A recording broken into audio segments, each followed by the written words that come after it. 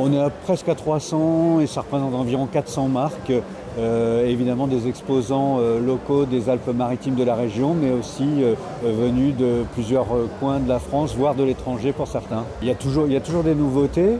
Je vous cite par exemple un pôle qui s'appelle le pôle produits du coin, que nous avons imaginé et dont l'idée était de faire venir des petits producteurs qui ne pourraient pas venir forcément sur une foire. Et donc là, on les a regroupés et on a une douzaine de petits producteurs locaux. Ça va de la confiture au caramel mou, au chocolat produit à Nice.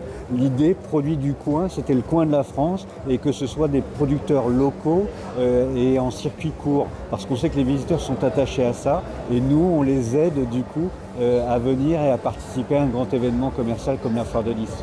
Il y a toujours plein de nouveaux produits. On a par exemple un truc assez amusant qui est un micro-climatiseur, donc comme un tout petit sèche-cheveux, mais qui vous envoie de l'air et qui du coup peut vous rafraîchir à la foire. Ça, c'est une des nouveautés amusantes cette année. On peut faire nettoyer son toit avec un drone, donc plus d'échafaudage, plus d'échelle, plus de personnes sur les toits, c'est depuis le sol, c'est dirigé et c'est un drone qui asperge le produit qui nettoie le toit. Ce qu'on aime aussi, ce qui fait l'âme, ce sont les démonstrateurs, l'épluche légumes ou le chiffon magique qui va s'occuper de votre table à induction et les bonimenteurs, comme on les appelait dans le temps, les hableurs, on les appelle aussi comme ça. Les démonstrateurs, c'est aussi l'âme de la foire. Il y a le côté pratique aussi de la foire et ce qu'on explique aussi, c'est on voit, on touche, on parle à quelqu'un. Et la foire, elle permet en fait de voir plein de choses et de pouvoir comparer, de pouvoir éventuellement un peu négocier, essayer de faire des bonnes affaires sur des produits souvent quand même de qualité.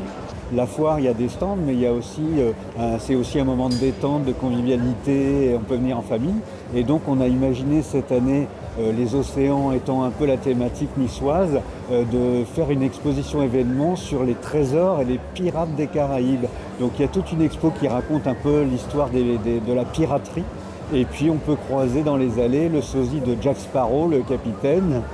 Parmi les nouveautés, on a aussi un pavillon tahitien, donc des exposants de la Polynésie, qui a aussi ce côté toujours convivialité et on passe un bon moment. On n'oublie pas la gastronomie, les petits produits, se faire plaisir, les bijoux, le bien-être. Et on peut même venir voir des automobiles. Enfin voilà, il y a plein de choses à faire, plein de choses à voir.